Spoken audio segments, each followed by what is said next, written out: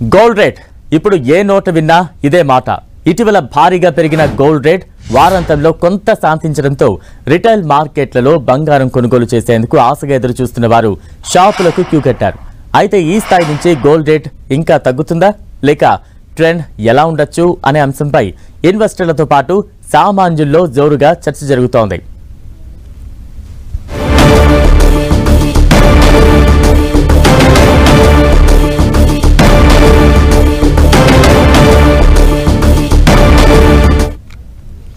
ఇక గోల్డ్ రేట్లకు సంబంధించి మరింత విశ్లేషణ అందించేందుకు మార్కెట్ అనలిస్ట్ క్రాంతి బత్తిని గారు ప్రస్తుతం మనకు అందుబాటులో ఉన్నారు.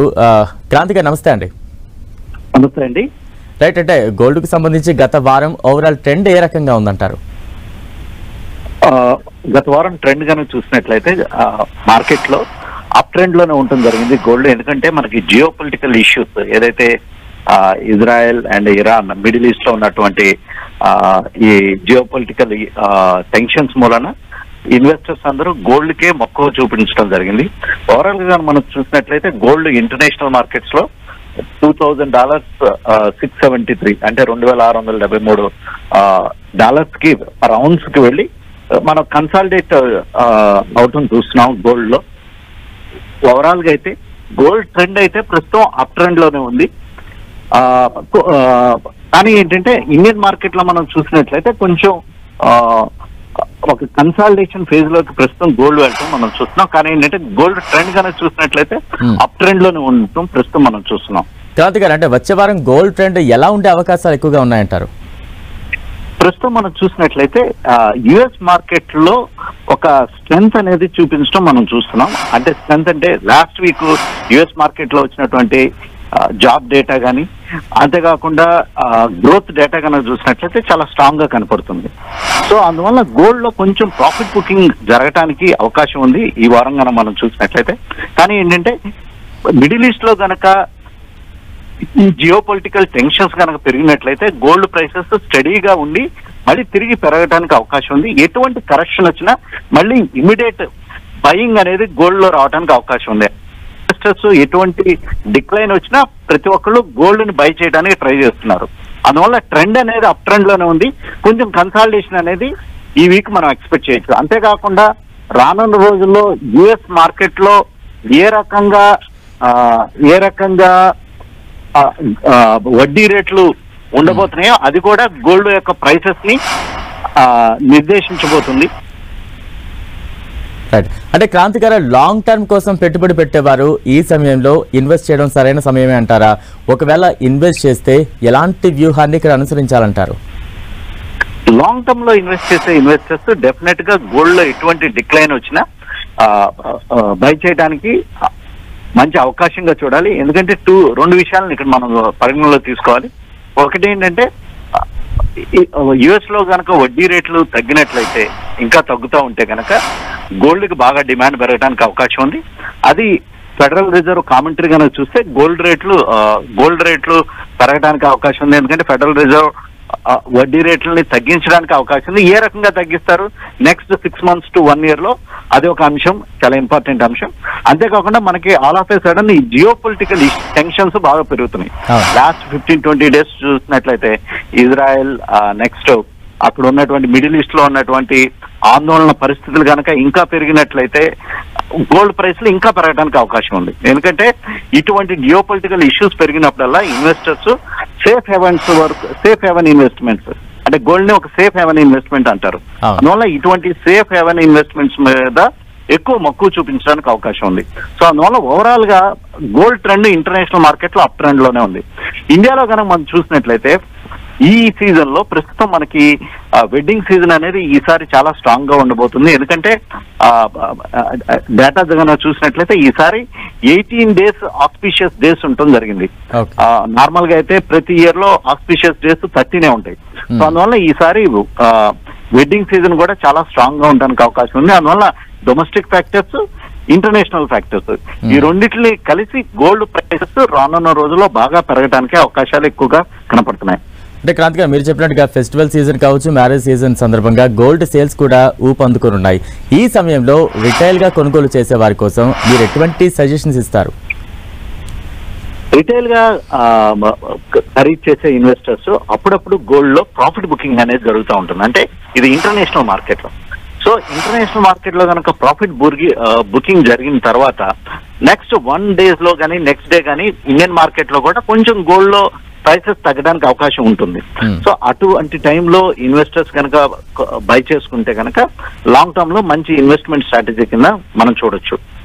క్రాంతి గారు, అంటే యుఎస్ ఫెడ్ వడ్డీ రేట్ల తగ్గింపుపై వెనక్కు తగ్గొచ్చనే అంచనాలు కూడా వెలువడుతూ ఉన్నాయి. అంటే ఒకవేళ వడ్డీ రేట్ల తగ్గింపు లేకుంటే గోల్డ్ ట్రెండ్ ఎలా ఉండే అవకాశాలు ఉంటాయి?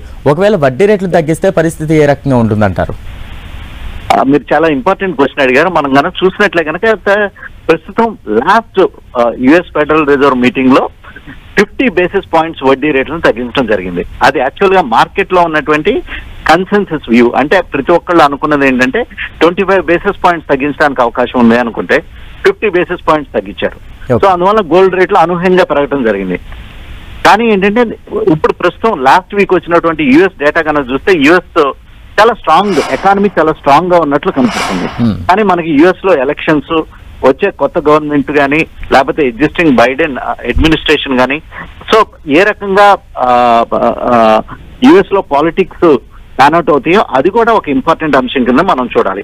ఓవరాల్ గా ప్రస్తుతం చూసినట్లయితే గోల్డ్ ప్రైసెస్ అప్ ట్రెండ్ లోనే ఉండడానికి అవకాశం అయితే ఉంది. ఎందుకంటే ఇమీడియట్ గా యుఎస్ లో మళ్ళీ ఒక యూ టర్న్ అనేది అయితే కనపడట్లేదు. యుఎస్ ఫెడరల్ రిజర్వ్ వడ్డీ రేట్లు పెంచబోయే పరిస్థితి అయితే లేదు, అది డౌన్ ట్రెండ్ లోనే ఉండిపోతుంది. అందువల్ల గోల్డ్ ప్రైసెస్ అప్ ట్రెండ్ లోనే ఉండడానికి అవకాశం అయితే క్లియర్ కట్ గా ఉంది. క్రాంతి గారు, అయితే ఇక్కడ సిల్వర్ పరిస్థితి గురించి మాట్లాడుకోవాల్సి వస్తే సిల్వర్ పరిస్థితి ఏంటి? నెక్స్ట్ వీక్ ట్రెండ్ ఏ రకంగా ఉండే అవకాశాలు ఉన్నాయంటారు? మనం గోల్డ్ సిల్వర్ ప్రైసెస్ కనుక చూస్తే కనుక by and large hand on hand ఈ ప్రైసెస్ మూవ్ అవుతూ ఉంటాయి. సిల్వర్ కనుక చూసినట్లయితే గోల్డ్ ని మనం ఏంటంటే యుఎస్ ఫెడరల్ రిజర్వ్ వడ్డీ రేట్లు, అంతేకాకుండా జియో పొలిటికల్ ఇష్యూస్ గోల్డ్ ని ఇన్ఫ్లుయెన్స్ చేస్తాయి. అంటే డిమాండ్ అండ్ సప్లై అనేది ఎక్కువ గోల్డ్ లో ప్లే చేస్తుంది.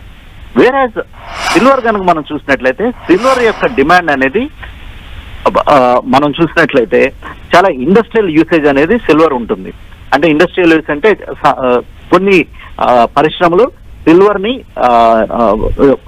యూటిలైజ్ చేయడం జరుగుతుంది అనమాట. సో అందువల్ల సిల్వర్ ప్రైస్ కనుక చూసినట్లయితే లాంగ్ టర్మ్ లో గోల్డ్ ప్రైసెస్ కంటే సిల్వర్ ప్రైసెస్ అప్బీట్ అవుతాయి. అంటే ఫర్ ఎగ్జాంపుల్ సిల్వర్ ప్రైస్ కనుక గోల్డ్ ప్రైస్ కనుక ఒక 5% పెరిగితే సిల్వర్ ప్రైస్ 6 నుంచి 7% పెరగడానికి అవకాశం ఉంటుంది. అందువల్ల సిల్వర్ అనేది ఒక అప్ ట్రెండ్ లోనే ఉండడానికి అవకాశం ఉంది. సేమ్ టైం ఒకటి గుర్తుపెట్టుకోవాలి, గోల్డ్ ప్రైస్ కనుక కొంచెం తగ్గితే ఒక 100 రూపాయలు తగ్గితే సిల్వర్ ప్రైస్ 150 రూపాయలు తగ్గడానికి అవకాశం ఉంది. So by and large silver కూడా అప్ ట్రెండ్ లోనే ఉంది. కానీ ఏంటంటే సిల్వర్ ప్రైసెస్ కనుక చూస్తే ఒక హైబీటా నేచర్ అనేది సిల్వర్ లో కనపడుతుంది.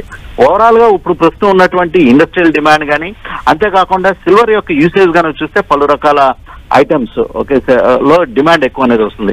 అంటే డిన్నర్ సెట్స్ కానీ వేరియస్ యూసేజ్ అనేది సిల్వర్ కు ఉంటుంది. సో అందువల్ల సిల్వర్ యొక్క డిమాండ్ కూడా ఇక్కడి నుంచి కూడా పెరగడానికి అవకాశం ఉంది. గోల్డ్ ప్రైస్ అప్ ట్రెండ్ లో ఉంటే డెఫినెట్ కూడా సిల్వర్ ప్రైస్ అనేది అప్ ట్రెండ్ లోనే ఉంటుంది.